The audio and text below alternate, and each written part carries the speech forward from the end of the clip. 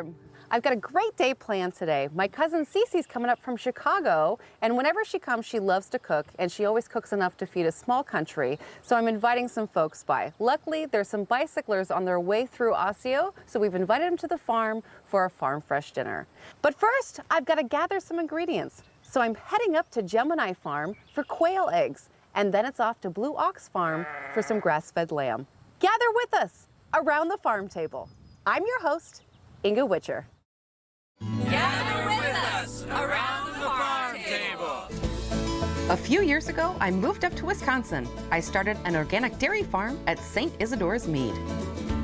That's when I discovered the abundance of Midwestern local food and small-scale farmers, growing everything from green zebra tomatoes to pasture pork. I'm taking a break from the cows, hitting the road, and seeing if I can't satisfy my epicurious appetite. Great. This is amazing. Funding for Around the Farm Table is provided in part by Wisconsin Farmers Union, a member-driven organization for family farmers, rural communities, and all people. Wisconsin Farmers Union, united to grow family agriculture. Information at wisconsinfarmersunion.com. With additional support from these community members and Friends of Wisconsin Public Television. Every fall here at the Mead, I spread manure on my pastures. This helps get those important nutrients back out on the land. And of course, having a dairy farm, I have a byproduct of cow manure, but it's a wonderful byproduct. It's a fertilizer and it's pretty much free for me to use. Some people have big tankers where they have liquid manure, and there's even people that can put it underneath the ground so it can get right into the soil. But this seems to work for me. I've invited Amber from Discovery Farms out to just learn a little bit more about manure management and how she's working with farmers to make sure that we're stewards of the environment and that we're also getting the most bang for our buck out of our manure. Hey Amber, nice to see you. Hey, thanks for having me, Inga. Amber, tell us, what is Discovery Farms? So Discovery Farms is a University of Wisconsin extension program that works with farmers all across Wisconsin to help us put science to understanding how to best manage manure and fertilizer in Wisconsin to protect our water resources. What a great resource for farmers. Amber, what is a manure management plan and how is it helping farmers in our communities? Farmers put them in place to help put nutrients where they're best used for crop production, and also to protect our water resources in Wisconsin. So there are nutrients in manure like nitrogen and phosphorus and potassium and lots of other things that plants really love and need to grow. And so when putting that manure out on the landscape, we need to make sure that we're putting it in the place where the crops can use it the best and in places where it doesn't harm our surface waters. So what we do to try and manage that manure is to help farmers think about how much manure should be in a certain place and when it should be put there. So I like to spread my manure in the fall. It's a nice time of the year for me. Is there a better time of the year, or is there a perfect time to be hauling manure? There's a lot of good times of the year to haul manure, and it really depends on the farming system. So what we tell farmers is to figure out what works in your system. So some farmers have the ability to only haul manure twice a year, in the spring and in the fall, and those are good times as long as we pay attention to where it's being spread and how much is being put there. We also have farmers that spread every day of the year, and those farmers also can do a very good job of making sure that manure gets into a really good place for the crops and for the soils of our state. Should I be thinking about the weather too before I spread? Because I really don't want to spread before we have torrential downpours or anything like that. Is that correct? Yes. What Discovery Farms has been able to help farmers with is to put some general terms on in terms of certain months where we see a better chance for runoff from fields, and to help farmers try to make their decisions on a whole annual basis. And really put a lot of thought into every step along the way. So how do you get the farmers involved in what you do? Yeah, so our monitoring and our research is done on private family farms around the state. And so being able to have those farms take this proactive stance to a partnership to understand how their manure management might impact environmental quality, and being able to have those farms be at the head of, I see this as something that's positive for my farm, I'd like to understand more about it. Or if we do find something that we think could be adjusted and to improve, then they're the first ones coming up with ideas on how to make those improvements and how to really work towards our common goal of protecting water quality. I love it that farmers have these resources and that you have the resource of the farmers, and we can all work together to make sure that we're responsibly farming and we're thinking about the environment, and we're also thinking about how to improve our crops and our pastures and things like this. And speaking of improving our crops and pastures, I'm going to finish hauling my manure, and I really appreciate you coming on out and seeing me. Thank you, Inga. It's been wonderful. Have a great day.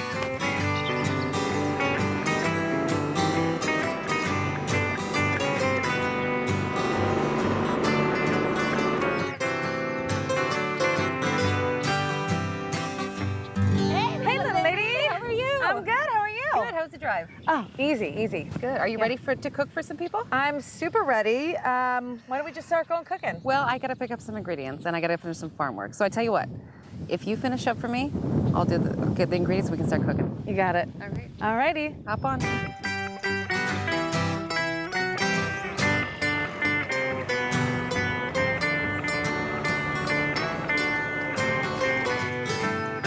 Well, I'm going to put a fresh pair of overalls on, and then I'll meet you up at Gemini Farm.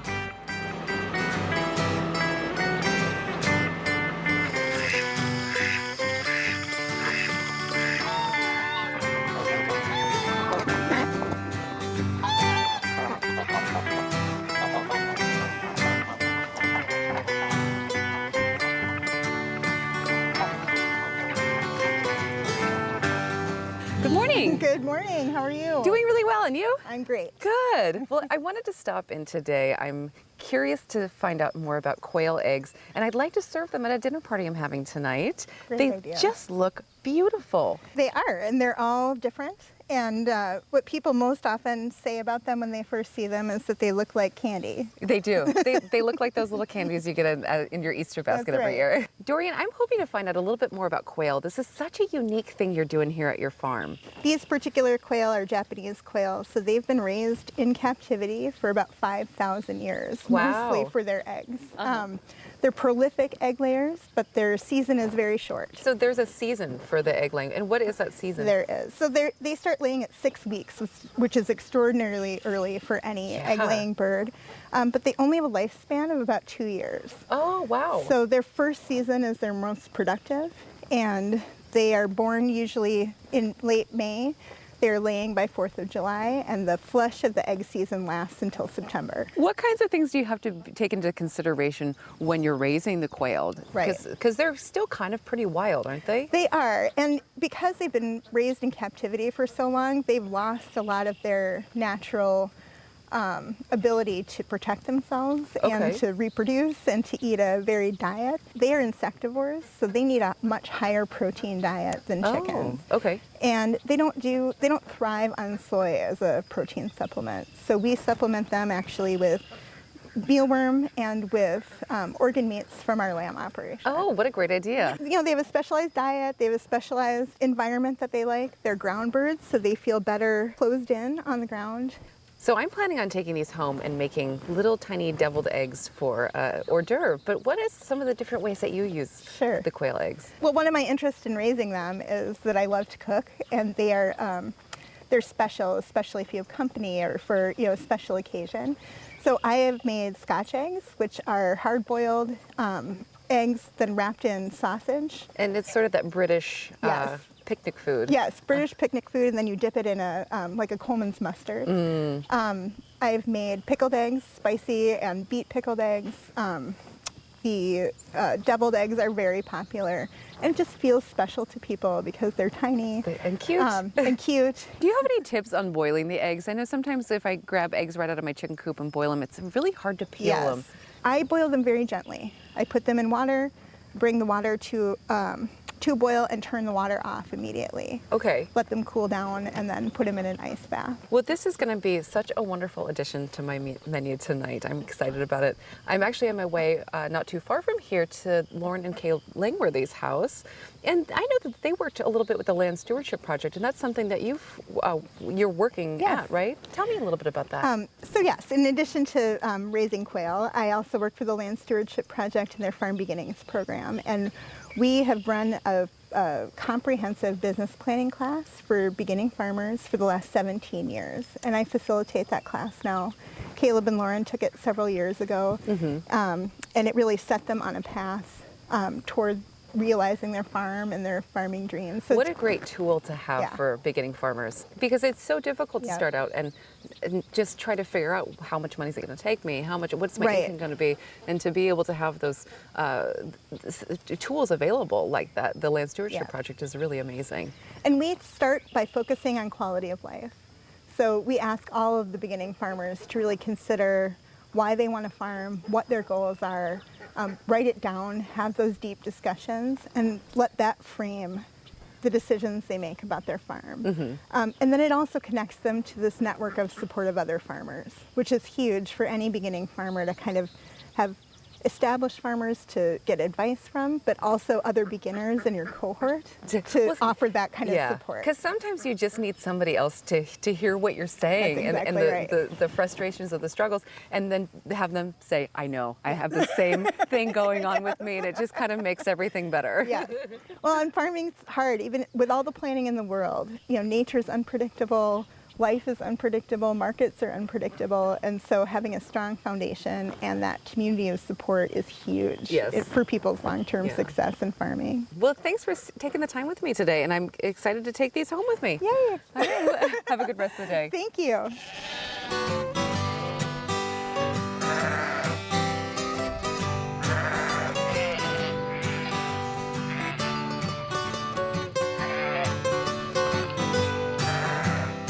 Hi, Lauren. Hi, how are you? Really good. I just came from Dorian's farm, and your name came up because we were talking about the Land Stewardship Project. Oh, yeah, we love the Land Stewardship Project. What was that experience like for you and Caleb? Well, we went through both the Farm Beginnings program and their Journey Person program. So we went from imagining the farm that we wanted someday to goal setting to finally writing a business plan and then tweaking the business we already had over the course of several years. So yeah, between the friends we made and mentors, business choices that we made, it was really worthwhile. And now you guys are doing sheep here on the farm, but you also have a CSA, right? Yeah, we run a fall and winter CSA that goes November through January. What a nice idea. Yeah, we're enjoying it. It spreads the season out for us a little bit. Well, tell me a little bit about your sheep. What breed are these? These are Coopworth. They're a Border Leicester Romney cross out of New Zealand. They're dual purpose, so they provide us with both meat and wool. Oh, okay. Alrighty. And what made you get into sheep, being a shepherdess? You look great as a shepherdess, by the way. Like it Thank makes you. me want to buy sheep and just roam in the pastures. It's inspiring. Yeah, they require a little bit of work, but they're pretty great. I started interacting with sheep on someone else's farm and just really had a knack for them. We understood one another, those animals and I. And so we started looking into buying our own flock and eventually purchased this farm and we were able to get our own. That's wonderful. And it looks like you guys are doing a little bit of intensive grazing here. We are. The sheep move from paddock to paddock. They get moved every couple of days, and that keeps them on the freshest grass. It helps us with cutting parasite cycles and different health issues that can happen with sheep, and it also really helps us improve the pasture. You really have to know sheep to be able to raise them correctly. Is that right? It sure helps. It sure helps to know a lot about sheep. They're pretty secretive, so they don't really tell you what's happening with them. the Like they same way won't other show that animals. signs when they're getting sick or anything like that. That's what I've Yeah, heard. no, the old wives' tale about sheep is that once you see they're sick, it's already It's too too late. late, yeah. So yeah, you have to be very attentive with your sheep. Is there anything that you can do, like preventative medicine that you guys do, or just by being outside in this wonderful conditions, they probably do it pretty well? I think being outside and eating grass is a really good step in the right direction. We've also interseeded our pastures with a couple of different healthy foods for them, including chicory, which is really high in tannins. And so that helps their gut kind of maintain itself and prevent some of the internal parasite issues that you see if they're not getting high tannins. What a great idea. And now how are you selling your lamb? We sell by the whole animal. So people come to us throughout the year and sign up, they'll give us a deposit, and then we work with them and the butcher to get them exactly the cuts that they want. If they want more ground, we do that, and then they can split it amongst friends if they'd like. Sure. But yeah, it helps the farmer because we don't have to figure out some of the cuts that people are less familiar with, where they're going to go. And it's also great for the consumer because you get to know your animal and you get to make choices and you get to learn how to cook with every part of it. Yes. How much weight is on one of those lambs to be able to fit into your freezer? We're usually looking at 35 to 45 pounds. Oh, so not too bad. Not too so bad. So it is realistic to be able to buy a whole lamb Yeah. and take it on home. Yeah, and share it with a friend if you're a small eater. Good. Well, I'm gonna go grab some when I get down to the farmstead and say hi to Caleb. So I'll let you get back to it. All right, thanks.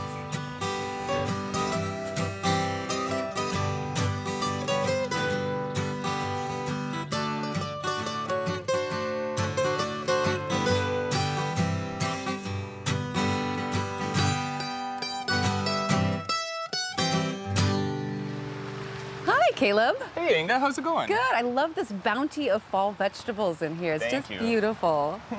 So I was just talking with Lauren a little bit, and she said you guys decided to do a winter CSA. I love the concept of community-supported agriculture. I love how people can buy into a farm and receive produce. But even more, I'm so intrigued by this idea of having a winter CSA so people can get boxes of vegetables all year long. It must be amazing for your members.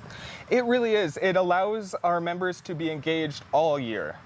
So not only during the summer months, but then we're able to provide them with the bounty of our farm in the fall and winter months when a lot of farms traditionally slow down. What are some of those varieties of vegetables that you're offering in the winter CSA? We have a lot of cold hardy greens, root crops, dried beans and dried corn, popcorn, maple syrup, all those kinds of things go into our boxes in the winter. I don't want to take up too much of your time, but I'm just going to grab some lamb out of the house if you don't mind. Absolutely. And I'll see you guys another time. I have such an abundance of vegetables in my garden this year that It's been a great year for growing produce. But I'm going to come back in a little while and get some great hearty vegetables from you guys. Absolutely.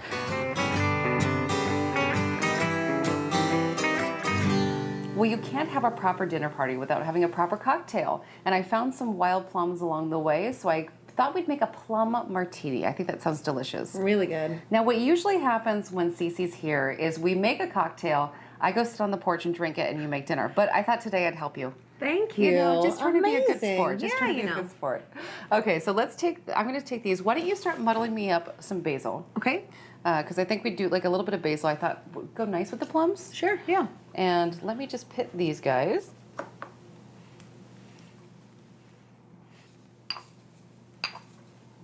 So summer cocktails are very simple. I think one of the secrets is having fresh fruit and also having some herbs maybe to make a simple syrup with. I love herbal simple syrups, and we have made already a basil simple syrup. So we just infused some sugar water with some basil just for a nice herbal hint to the cocktail. I think it's a fun dynamic to have, don't you think? Oh yeah. So let's put the plums in with you and just get another basil flavor going with the plums, and everything's married together and they're just happy as can be.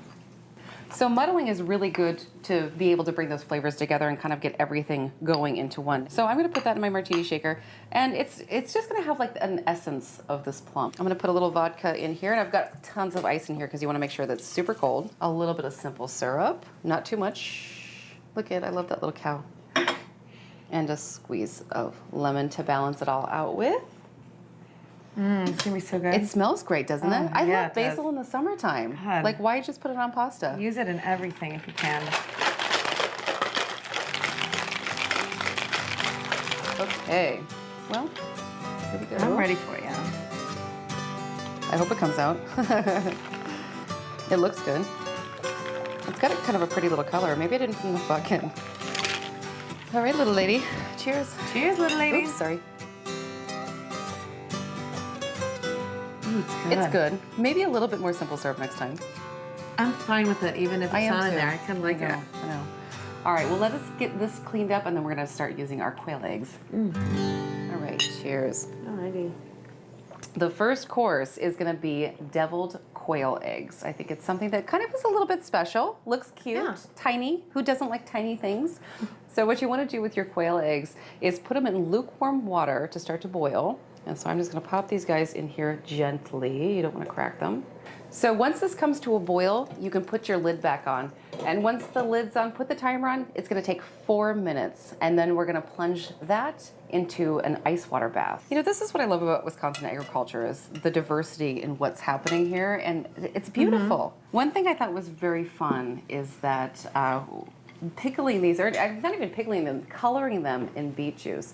So once you have them boiled, once you have them peeled, pop them in some beet juice, like canned beets. You know, just take the beets out of the can, whatever, pop the eggs in, and let them get that beautiful color for about 12 hours or so. So gently, oh, how pretty. So I'm kind of a simple lady, so I'm just gonna do like a simple filling. Why don't you start mashing that up, and I'm gonna add some ingredients. All right. Here, horseradish. I love horseradish because Wisconsin, they grow most of the horseradish in the United States. Oh, I there didn't you know go. that. Little fun fact for you. Little mayonnaise. And I'm gonna do a little salt and pepper. They're so colorful. Our mothers would be proud. Yeah.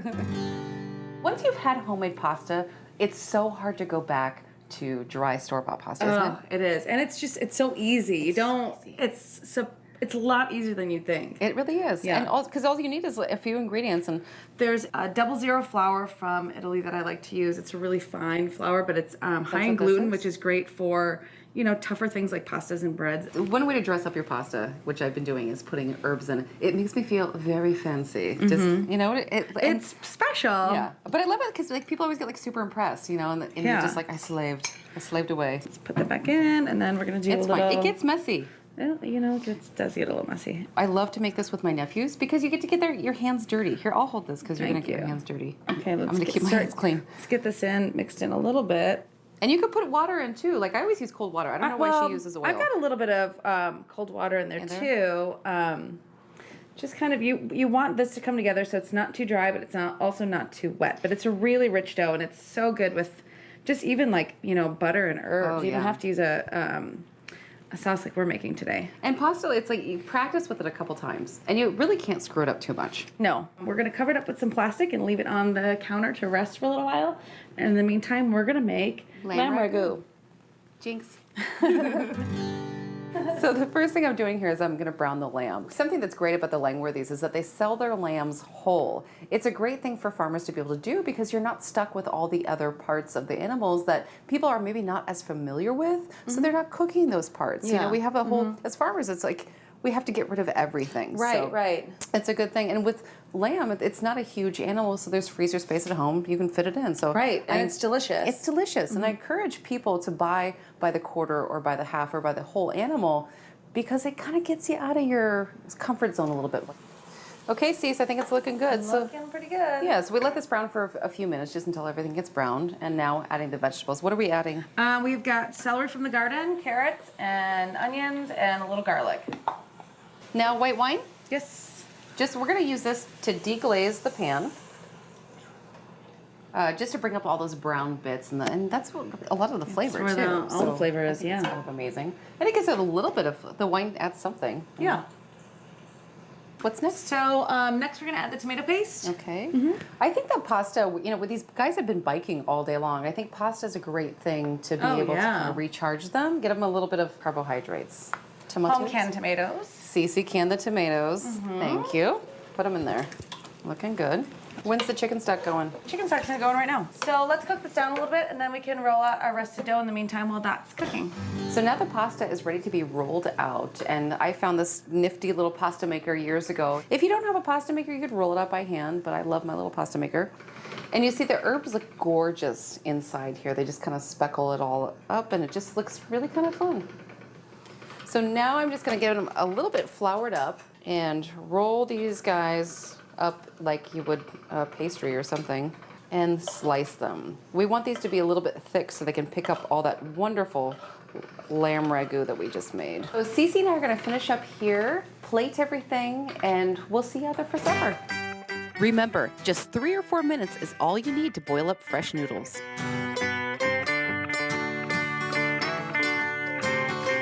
I see the bikers are starting to rally. and they look like they're ready for some dinner.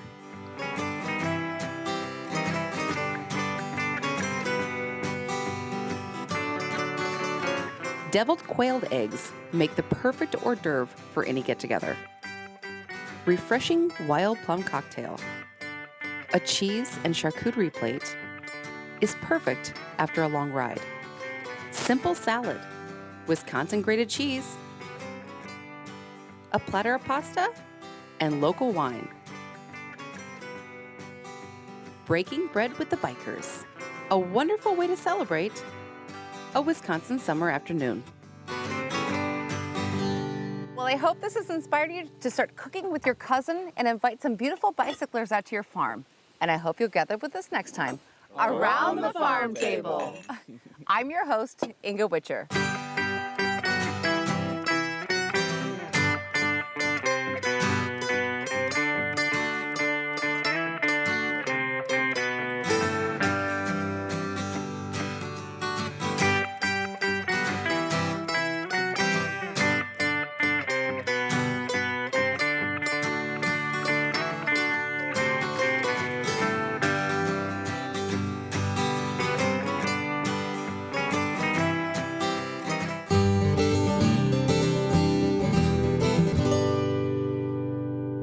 Funding for Around the Farm Table is provided in part by Wisconsin Farmers Union, a member-driven organization for family farmers, rural communities, and all people. Wisconsin Farmers Union, united to grow family agriculture. Information at wisconsinfarmersunion.com. With additional support from these community members and Friends of Wisconsin Public Television.